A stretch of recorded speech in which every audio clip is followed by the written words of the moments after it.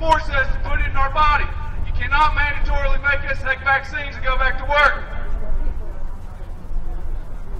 In this communism right now, Mr. Justice, come over here and address our concerns. It's legal. How come everything else is shut down? Why will you not allow us to have sticks on our picket signs and there's trees and branches on the ground here? That's crazy. Now, why are you abridging our constitutional rights? You do not have a good justification to do so. It's your business you want it open, and yours is open. Yeah, your businesses are open. How come ours are not? There you go. How do you determine what is essential? We want to know how you determine what is essential and what is not. Golf courses are not essential. Golf courses are profiting. How come we aren't? Non-essential. Yeah, you're fine. Where's the common sense in all this?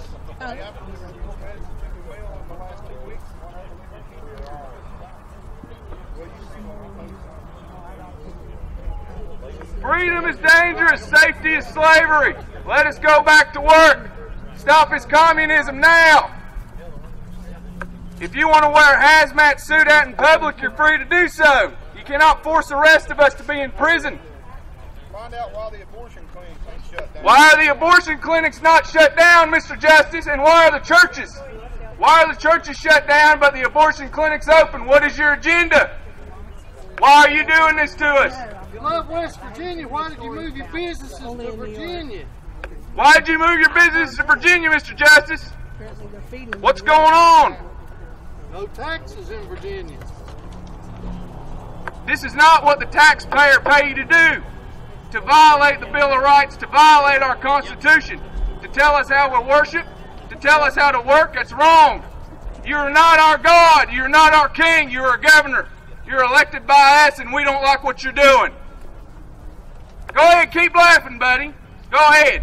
Keep on laughing at us. Keep on laughing at us while you step over our rights. You're protected by this line of armed policemen. You feel all safe. Come over here and talk to us. See how you feel. Hide behind your line of defense. Go ahead. Laugh at us from afar at your ivory tower. You're just going to make everybody that much more angry at you. It's only going to get worse, buddy. Keep on trying to control us. Go ahead. Yes, sir, please. You want this, delegate? No, sir, I'm good. Thank you. Hey, can y'all hear me over there? Yep. We're already late. Let's get started. I'm going to live stream this thing as soon as I have a charge on it.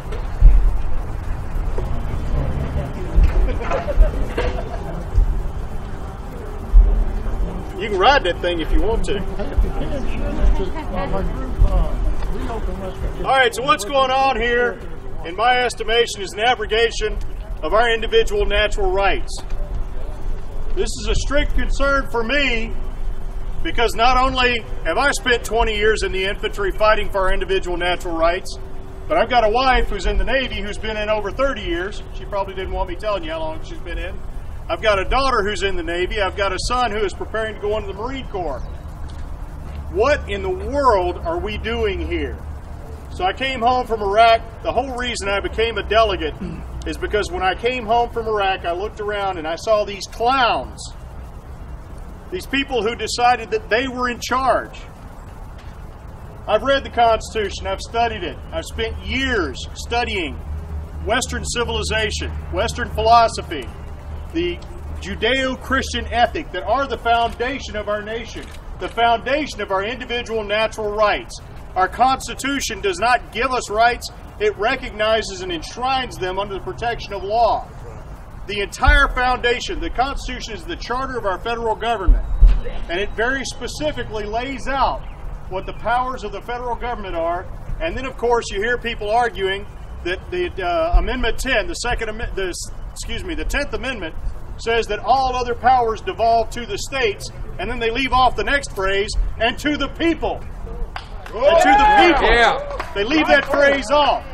The other thing they seem to forget, I'm sorry, I am supposed to be live streaming this. I hope somebody's getting it. I got it. The other thing that they forget is that the powers that devolve to the states are subject to our individual natural rights. The U.S. Constitution guarantees those rights and then says the powers that the federal government that are not specifically delineated to the federal government in the federal Constitution, the U.S. Constitution, therefore devolve down to the states. But that's within the context of our individual natural rights. What are our individual natural rights? The way that they are phrased in the U.S. Declaration of Independence are life, liberty, the pursuit of happiness. Life, liberty, and the pursuit of happiness. Life is pretty obvious, right? No one has a right to take away your life. Liberty. No one has a right to tell you what to do. No one has a right to deprive you of your freedom of movement. No one has that right. Pursuit of happiness.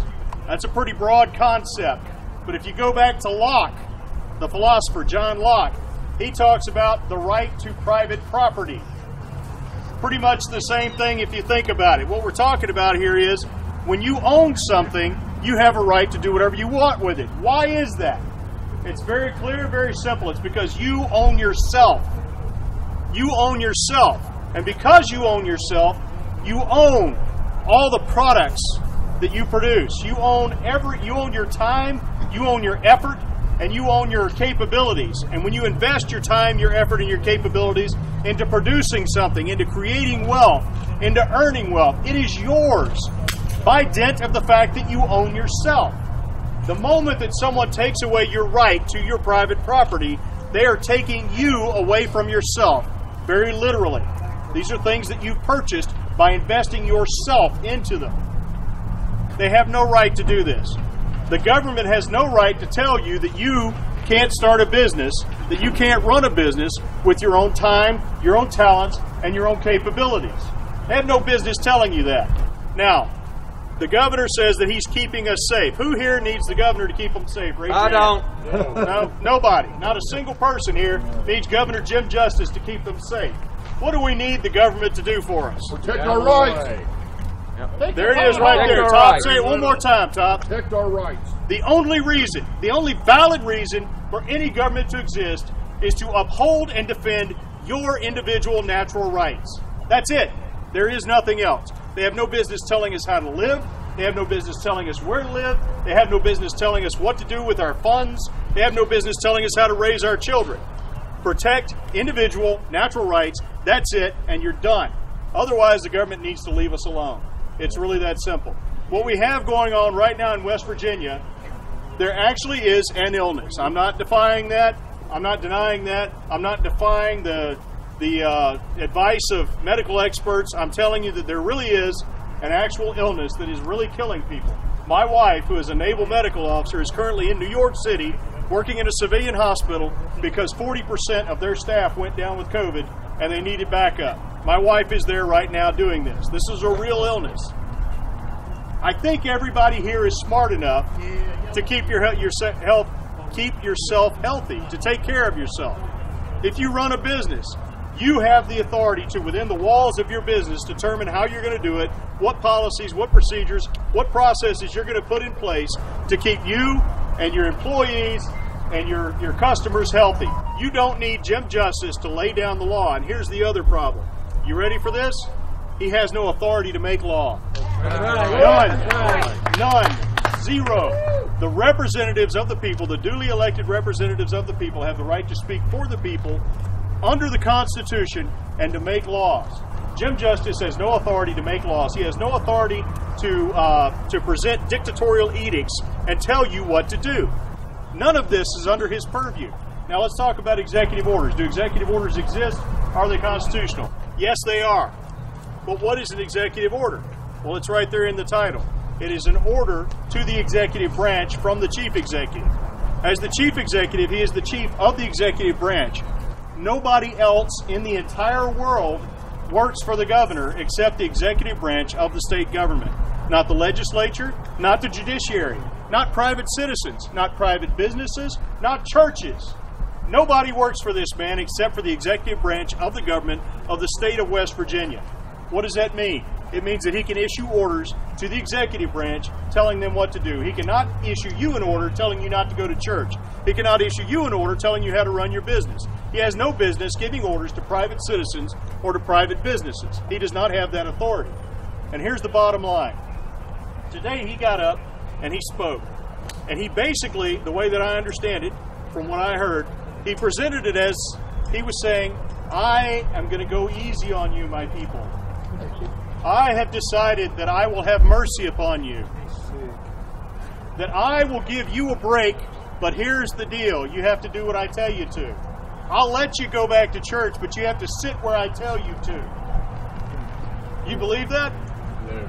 I will let you reopen your businesses, but only if you have government-approved PPE, personal protective equipment, that is issued by the government, and only if we can afford it and find it on the market and get it to you so you can open your business. The way that this meeting originated was I said that I was going to stand on Kanawha Boulevard in front of the governor's mansion, and I was going to make this speech. I was going to present this.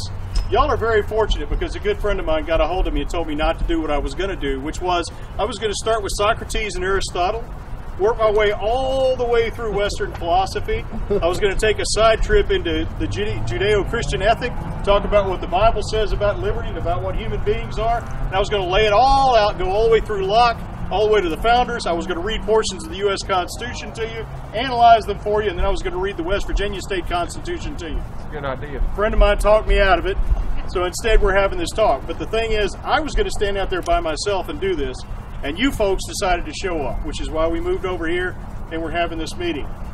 The thing is, this man believes that he is in charge. And we need to make it very clear to him that he is not in charge of anything other than the executive branch, which that's a responsibility and authority that we the people delegated to him. And he's accountable to us for the job that he does running the executive branch. And you know what? Until he gets that straight, he needs to not worry about anything else. What do we do about the police in the other counties enforcing this? Hang on just a second. We're talking about the state right now. We're talking about what the state is doing. Their problem. I'm not saying it's their problem. I'm saying we have federalism. You know, we got to deal with things on the level that they're happening. What we need to do is we need to convince Jim Justice that he is not in charge. So I was going to come out here and talk, and you'll notice he changed the time of his briefing. It went from 12 o'clock, which is when I was going to stand out there and talk. That's why I scheduled it for 12 o'clock. Then he found out a bunch of people were coming, and he decided to move it to 10:30. Why do you suppose that is?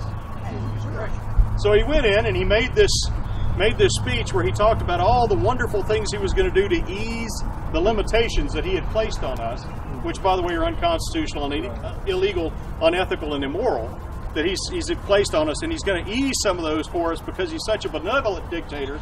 He's going to help us all out, right? And the idea was to shortcut this, to steal our thunder, and to say, I don't know what those crazy people are talking about.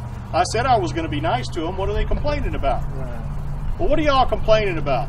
I'll tell you what. I've run my mouth long enough. Platform is yours. I'll get out of your way. Mr. Belcher, I believe you're up. Where's Mr. Belcher? Belcher. Daniel. Belcher. All right, Top, you next. Well, I'll speak. Come on, please, Robert. If you can hear me. This is amazing what we're all going through. It's ridiculous. He's a very smart individual. He's telling us all right. Anyway, I came here to bring what I would hope to be a little bit of light and common sense to this situation we're under. First of all, with many businesses closed, several looking at closing permanently, we need to look at taking common sense steps to let some of these businesses open that can open by the CDC regulations. Mr. Justice posted a little bit ago, sporting events, sporting venues, and something else couldn't open. He's still restricting businesses. Some of these businesses can open. I have a couple of them myself. It's ridiculous what he's putting us through here. Let me explain a little bit more here now. In our case at Beckley Motor Sports Park, we put together a plan to just have tests and tunes, no races now, just tests and tunes in alignment with the CDC regulations. And after many calls to the governor's office speaking with individuals about different things, we were told the governor wanted people to be outside. Well, you know, the president made a speech here a few days ago that sunlight kills this virus. Our track, Beckley Motorsports Park, is outside. I mean, you know, it's simple. Right. Outdoor air. Yeah, I mean, Outdoor air. come man. on, you know. Even grandma knew that. Anyway, then one person called to go. Let me back up a little bit. Then after speaking with the sheriff's department, we got an agreement to have a test and tune under the guidelines. We had 3 cars there. I'll get that in a minute. Then one person called the governor's office. One person, full of fear, called the governor's office. Fear. We got to quit letting fear have us in a cell. A lot of people's in jail cells with fear. They're scared from the death. We don't need fear. We need some common sense. Think. That's all we got to do. We know how to take care of ourselves. Come on, people. Anyway, then one person, and then the governor's office called the health department in Beckley and said no more. No more. We were talking about 3 cars now in a 300-foot long pits at a 40-acre racetrack. That's ridiculous. What is wrong with you, Justice? I mean, come on. You know, we've got thousands of people that love racing. That's one sport in West Virginia. Why shut it down? It's good. It's fun. A lot of people enjoy it. Some people don't. If they don't, they don't. You know? But we have kids from the shelters come, from the homeless shelter. We let them in free and feed them for free every race. We help the homeless over in Beckley. We take a lot of food to them. We don't take nothing for ourselves. Tammy and I need one do. It all goes to the kids and homeless, stuff like that. And these kids love coming because it's something they get away from the shelter. They have nothing to do, nowhere to go. And they come there and they have a good time and they enjoy it. And the instructors come and say, Robert, please keep doing whatever you're doing. And it's a struggle just to cover everything financially. Because we're feeding sometimes 2 or 3 bus loads of kids a night for nothing. And here we are shut down with no income, 0, right? And these kids want to come to camp. And you got all this room, make it spread out 10, 15 foot apart. But he won't let us. Doesn't make sense, does it? It's stupid. It is stupid on his part. I'll be honest about it. It's ridiculous. Anyway, so while Walmart, now get this, Walmart, Lowe's, Rural King, and a few other parking lots are full with hundreds of people at each store. Tell me the common sense in that, Justice. Jeez, man. And nobody blinks an eye. You know, if they feel like wearing personal protection equipment, they wear it. They go in the store to get their stuff. They come out. You know, some people don't, some do. You know, it's about state control. Yeah, it's all about control. Yep. And then a few other parking lots, like Little General and Sheets, great stores. But people go in there all day long, no problems. Opening doors, going in the bathroom, no problem, right? Coughing. People coughing. Yeah, exactly. I mean, you know, and then we need to have some common sense being used in letting businesses have limited openings. That's what I'm trying to say. I ain't trying to say we're going to go up here and have a $20,000 Super Late Model race. People coming here from 7 or 8 states and pay the ungodly tolls they've been paying. These guys bring these haulers in from other states and saying, my God, Robert, why are we having to pay all these great big tolls? Right. Look at the money we spend in this state. And I was like, well, Justice raised them. Sorry, I don't know what to tell you. Yeah, it's sad that we have to be under that. You know? Yeah. Our tolls was fine before. Traffic has doubled and tripled, you know, since President Trump got in. Why did we have to raise the tolls? It was already getting double and triple the money. They should have been gone by now. Yeah. Anyway, well, now the governor called golfing essential. Is golfing essential? Please tell me. Is it? No, we know it's not essential, but he deemed it essential. Okay. But here's the thing about it. Where golfing is not actually essential, but what he has accomplished without knowing it, he done something for us. He showed us something here, and this came to me yesterday. You know, I was driving down the road and I was thinking and pondering and just really studying on this. What he has accomplished without knowing it, he has shown that a non-essential business has been open for almost a month with zero problems. Their parking lots are full. There's golf courses all over the state, packed out. Go to any of them, packed out. Zero problems, people. It's a sporting venue. It's a sporting venue, is it not? It is. Today said no sporting venues. Golfing is a sport. It always was and always will be. It's non-essential.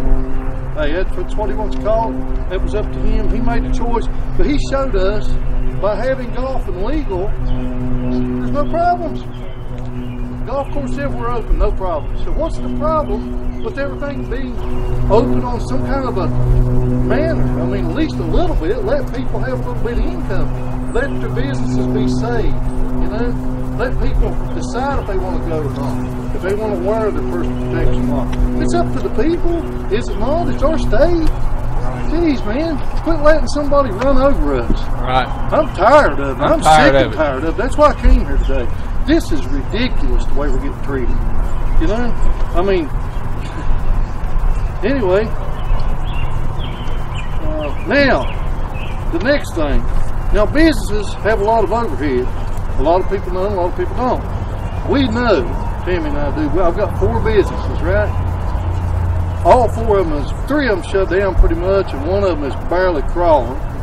And we're just trying to decide whether to just shut them all down and forget it and move out, do something different. I love West Virginia. These little kids in these shelters, they depend on us, you know? They depend on us to have somewhere to go. They don't have nowhere. Everybody wants to charge them to get in. That's ridiculous.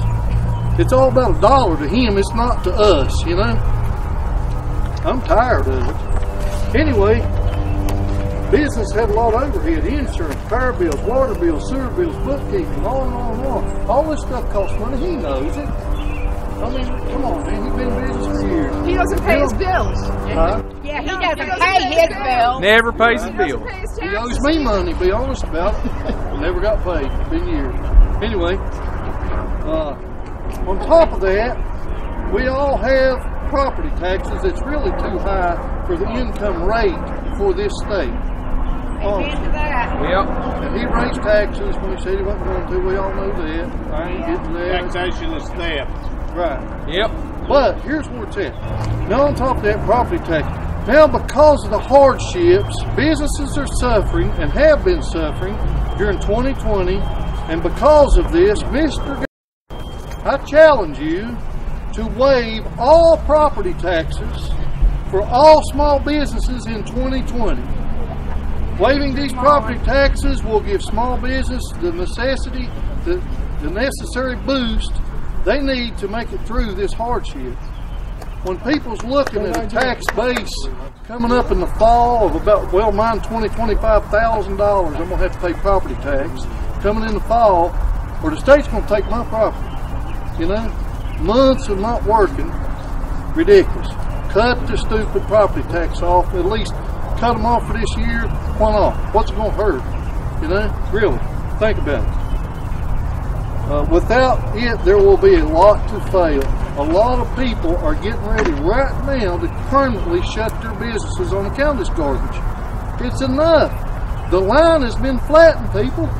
You know, that's what the home thing was about. Everybody stay home. Everybody stay home. Stay home order until the curve is flattened. The curve's been flattened. What's the problem? Sunlight kills it. Get out in the sun. Go do stuff. Be out in the yard, whatever. You know what I mean?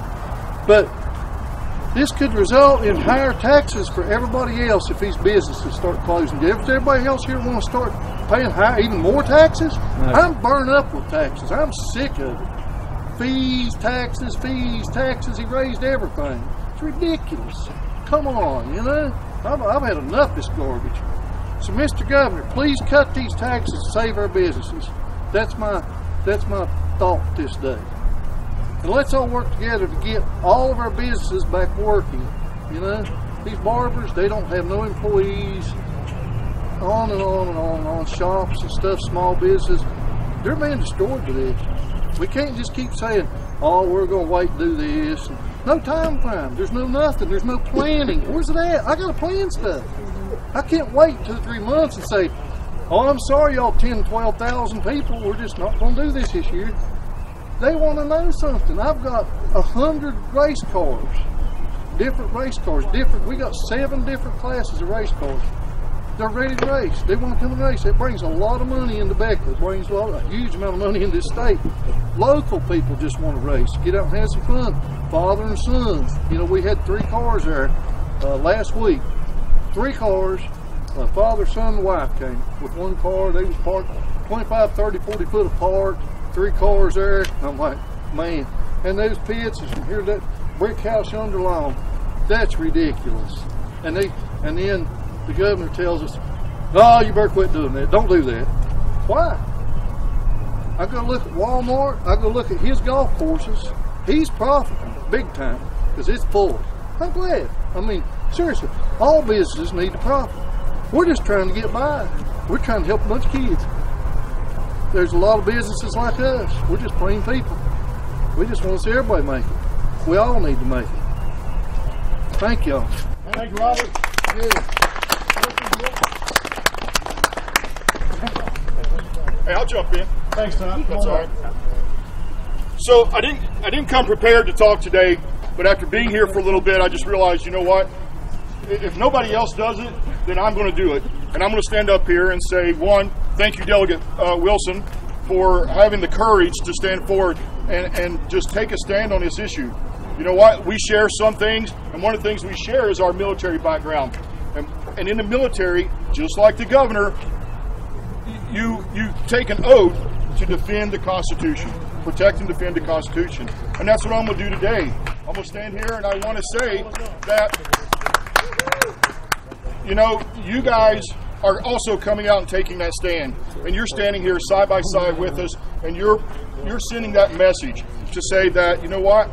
This is a violation of my Constitution. I'm going to take a stand. I will be counted. And sometimes, just like in the military, you find out that not all things are easy. Not all things are easy, but you do it anyway because it needs done. And you swore an oath to do it. And that's why I'm here. I want to support my friend in his effort. And I want to show that, you know what, he's not standing alone. I'm going to stand with him. We can't, and again, I use a lot of military analogies, but another military analogy is, you know what, you can't, if you're in the military, you're in combat, you cannot operate in fear.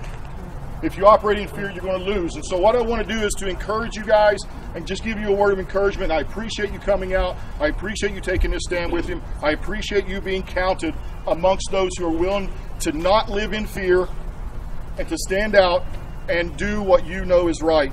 Because, I have a lot of different issues with the governor, and one of them is his decision on who is essential and who's not. You know who I think is essential? Me, you.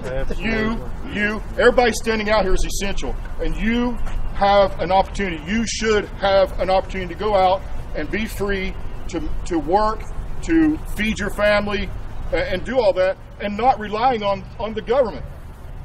What he has found out as the governor through all this is that, hey, you know what? If I shut down everybody, the longer I shut it down, the more free federal money I'm going to get. That's right. All right. How? You know, there's an incentive there for him to maintain this shutdown, and I don't like it. We want to go back to work. We are West Virginians. That's what we do. So again, I just wanted to step forward. I had to come forward and support Delegate Wilson in his efforts and just encourage everyone. And I appreciate you guys coming out and standing with me. Thank you. I guess I'm coming up next. Good. I am from Parkersburg, West Virginia. I was born in 1942 in Calhoun County, West Virginia. Native son. You want that bullhorn? Since 1961, somebody in my family has always been in the military. You want to borrow this? No, I don't need that. Okay. My grandfather is buried at Roane County up here. He served in the Civil War back in 1961 through 64. Wounded in 1964. 9th Virginia Infantry. My father-in-law served in World War II, before World War I, I'm sorry. I had 2 uncles that served in military in 1939-40, World War II. I had 2 brothers that preceded me in the Air Force back in the 1950s. And I came in 1959 too, and I served 4 years of my life to this country. From that time on, I had lived in Clarksburg pretty much all my life. I've been through every virus from the virus back in 1957-59. 78 years old I am, and I've survived every one of them. And I probably had most of them. So this is the most ridiculous thing I've ever seen in my life. And I'm here to tell you, I do not like it. And I don't like our governor stomping on our Constitution. Amen. Our Constitution, that First Amendment, tells me that I can go to church anytime I want to. It Yep. tells me I can come and go as I please, I can speak whenever I please, and he cannot help me a thing about it. Thank you very much. Amen.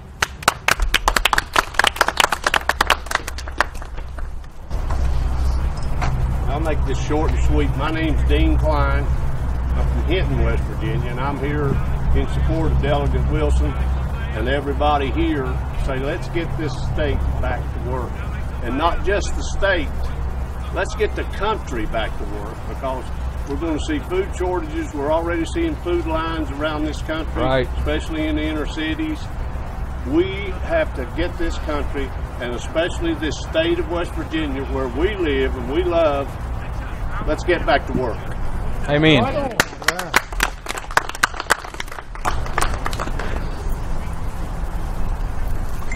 What the heck? I don't even know what I'm going to say.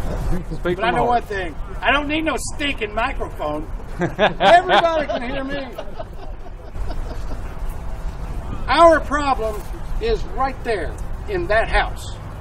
Why are all our problems in that house? Because they don't represent us. Amen. That's why. There's a guy over there that represents us. Marshall Wilson does. That's the only reason he ever got involved in the state legislature, was because he saw his people being stepped on. And that's what they're doing to us. It's a soft form of totalitarianism. They give you a little bit, and a little bit, and a little bit. So everybody's got a sectional couch or a recliner and a six-pack and a TV. Keep them like that and they'll be happy. Well, I'm not. Nope. Okay? Not happy. I went to church this last Sunday. Ooh. Amen. Okay? I'll go again next Sunday. If the door's shut, I'll pray in front of the door. Amen. Stop letting people like Governor Cowpatty tell you what to do. You're free Americans. Start acting like it. I spent 20 years overseas defending your right to be who and what you want to be, and I come back to a country full of sheep waiting for the government to hand something to them. You go do something. I don't care what it is. Show that guy over there in that big house that you are your own person. He don't own you.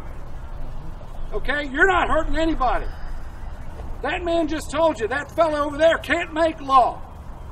He's not allowed to make law. He broke the law. Okay? He is breaking the law. He's violating the Constitution Criminal. that he put his hand on a Bible and swore to uphold. I'm not going to do that. I'm going to go live my life. I'm going to be a free American. And I'll tell you one more thing. Even though I'm a chubby guy, I would sooner be a hungry free man than a fat slave. Thank you.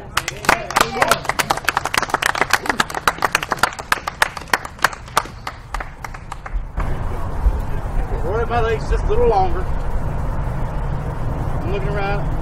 A lot of y'all I know, you know me. We may not know each other personally, but we met each other on Facebook. My name is Bill Johnson. I'm the candidate for the House of Delegates in the 36th District. That's Eastern Kanawha County. And the one thing that I have ran on for years is West Virginia needs a sustainable, well-trained workforce. And what we are doing right now is destroying that very concept. Our governor is telling the people, you are non-essential. I have never met a non-essential worker. Whether you're a cashier at the Go Mart, a nurse at the hospital, they're being laid off too. Or you own your own business and you are creating jobs. Everybody is essential to our economy. Everybody pays taxes. Everybody spends their paycheck back into this economy. I'm going to keep this short, and I'm just going to say this. If Governor Justice should happen to see any of these feeds, stop calling people non-essential. Until then, God bless everybody. Have a great day. Right, we're not human resources. Howdy everyone, my name is Roy Ramey, and I'm just a farmer from Cabell County. But because of the problems that I've seen in our government, I'm running for a Commissioner of Agriculture to try to get the government out of the way of being an onerous force against our lives. Now, I have taught and defended the Constitution for 31 years of my life, and I'm still serving, by the way. And we also know from the losses in my family, from my grandfather who served in World War I, all the way down to my father who was killed in Vietnam and my stepdad who served in Vietnam. We've had a lot of sacrifices and losses in our family to defend the freedoms that we have that are being taken away from us. Now, the Constitution does not make our executive officers a dictator in any way, shape, or form. So what it does is it allows us to elect them as our employer to go administer the agencies of the government. And that's what they are. They work for us. They have no authority over the people and the businesses of this state or at the national level of our nation. They're here to work for us. And therefore, the person who works for us can't rule over us. It's just a simple principle. So it's not about science or data or statistics. It's about the principle of liberty and freedom. And it's just as simple as that. So what do you guys have to do or should do? You should go on about your lives and do what you know you need to do best. You work for yourself and you have the authority over yourselves. And a business has authority over their own business and needs to open or close as they see fit. It's whatever they want to do, not because a dictator in Charleston says so. I'll tell you what I am disappointed in, and first I want to say thanks to my friend Delegate Marshall Wilson for putting this on. Let's give him a round of applause. He's one fellow that stood up. Of all 130-some elected officials that we have here, one person who put this on to stand for freedom. Where's all the others? They can sure come down here and write rules and regulations and a bunch of policies against us. Why aren't they standing here to defend our liberty? Why have I heard time and time again all these veterans up here talking about defending our liberty? Our elected officials swear that same oath that we take in the military. Whether you're officer, NCO, enlisted, we all take that same oath to support and defend the Constitution. And these folks here have that ability more than any of us. We've all went and fought somewhere overseas. But now the fight is right here in our own backyard. And it's not from a foreign enemy, from the Russia or the Chinese or whatever. Nobody stopped our activities here except our own elected officials. And they're not dictators. So don't live like people are dictators, and don't let them tell you what you have to do or what you can't do. Decide for yourself what's right. And we need a change up in most of those elected officials, by the way, so that we can live the life that we think that we ought to live. Thank you all. Appreciate it. Thank you.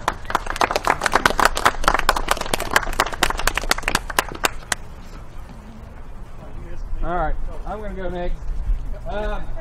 So they call it the totalitarian tiptoe for a reason.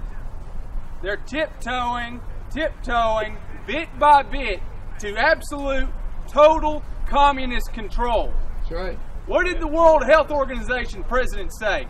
Let's safely take infected people out of their homes and put them into a camp in a dignified manner. Like that makes it any better. People, that's a gulag.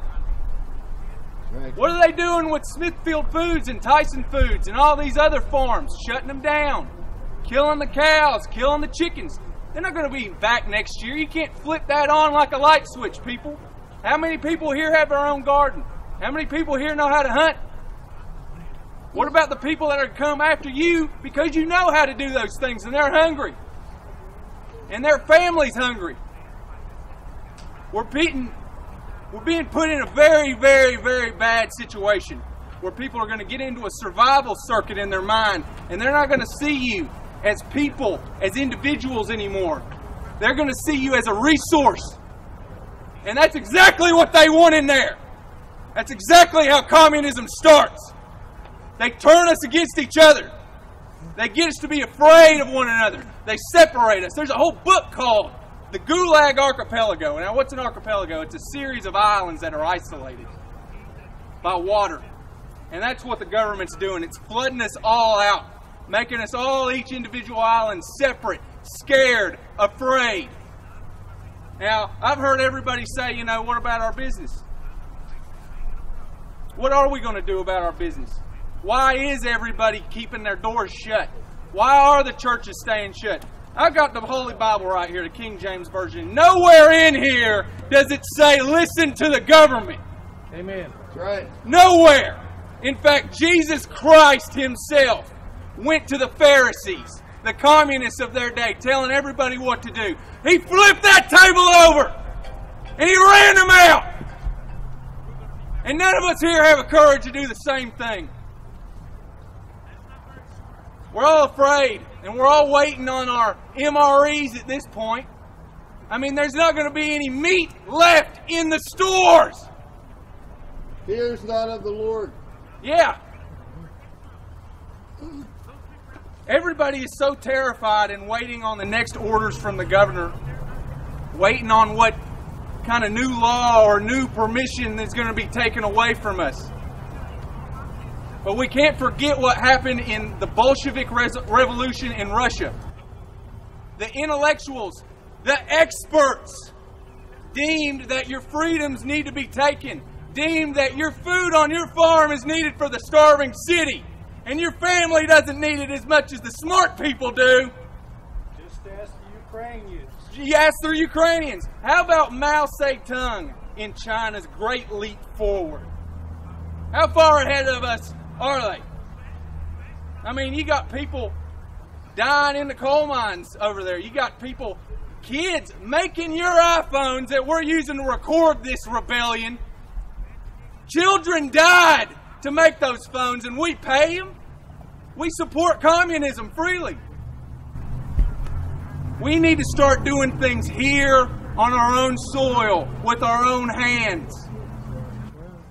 And don't even get me started on the Middle East, guys. Like, we all need gasoline, right? That buys these RPGs for these terrorists. If we don't want to support all these evil things, why do we keep consuming the very same things that fund these evil people? But that's a whole other rabbit hole, guys. The point is, let's take a look at Russia. Let's take a look at China. Let's take a look at how these governments have taken control of people. They take control of the food. They take control of your religion. They take control of your rights. They tell you what you can and cannot do. What happened right here when we all showed up? What did the police do?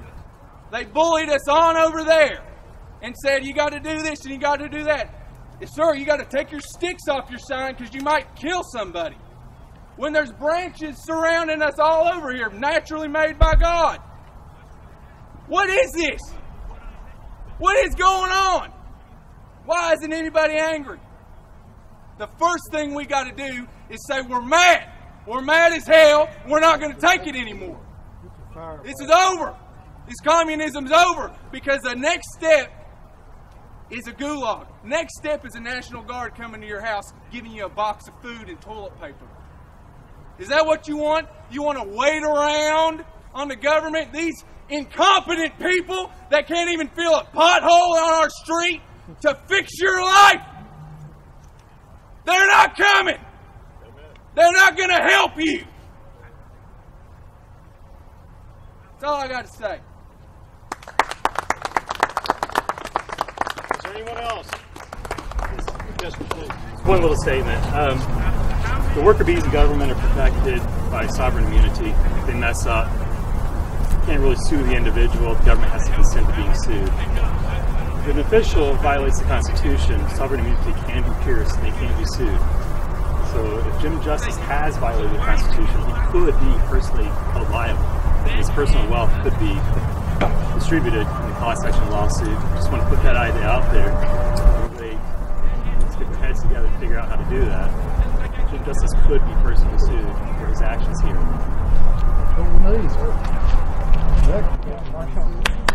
Yeah, John, please. Ladies and gentlemen, Mr. John Overington.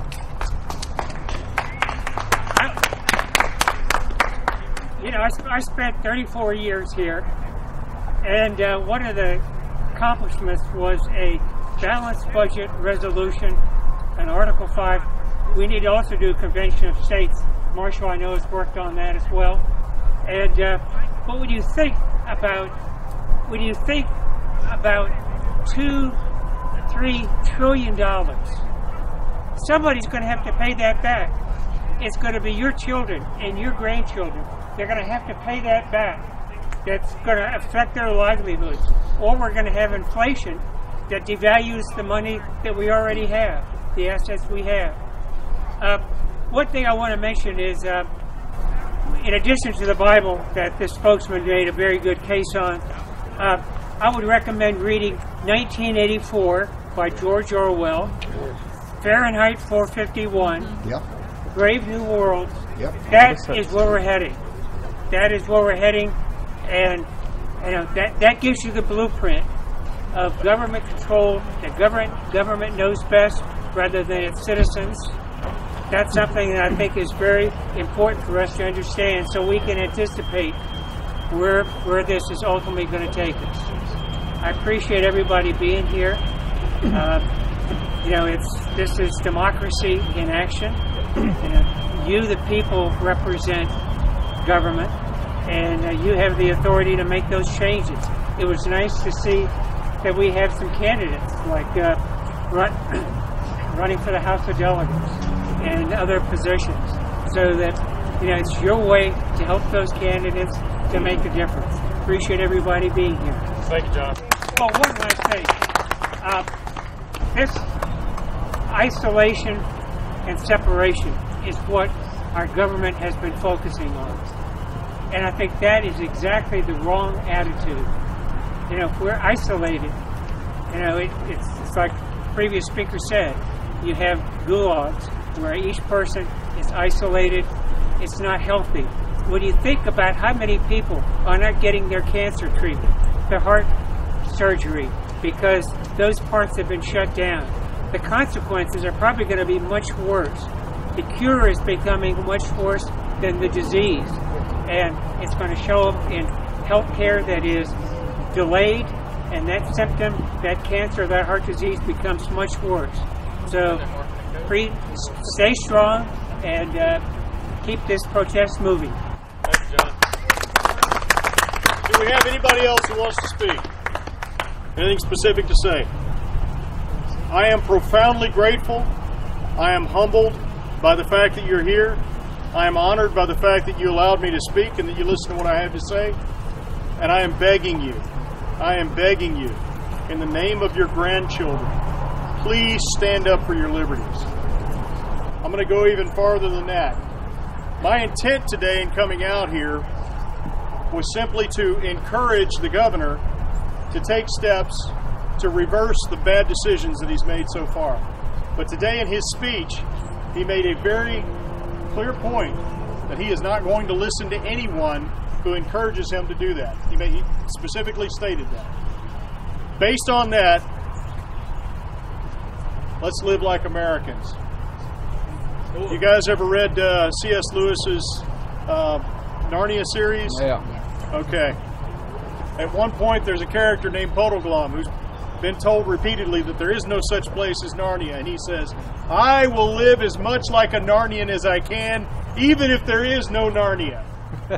I will live as much like an American as I can, even if there is no America to live in. I will do that. And what I'm saying to you is it's time for a little bit of civil disobedience. That's right. I agree. Go to church. Take care of your neighbors. Open your businesses. Do your job. Produce whatever it is you produce. Serve people. Make money. Take care of your families. Don't worry about this guy here. If he sends the state police after you, take whatever's coming. Make sure the media is there to see it. Let people know about it, because he's wrong. He is wrong. We are Americans. We need to live like Americans. We are human beings made in the image of God with individual natural rights, and nobody has the right to take that away from us. Thank you very much for your time.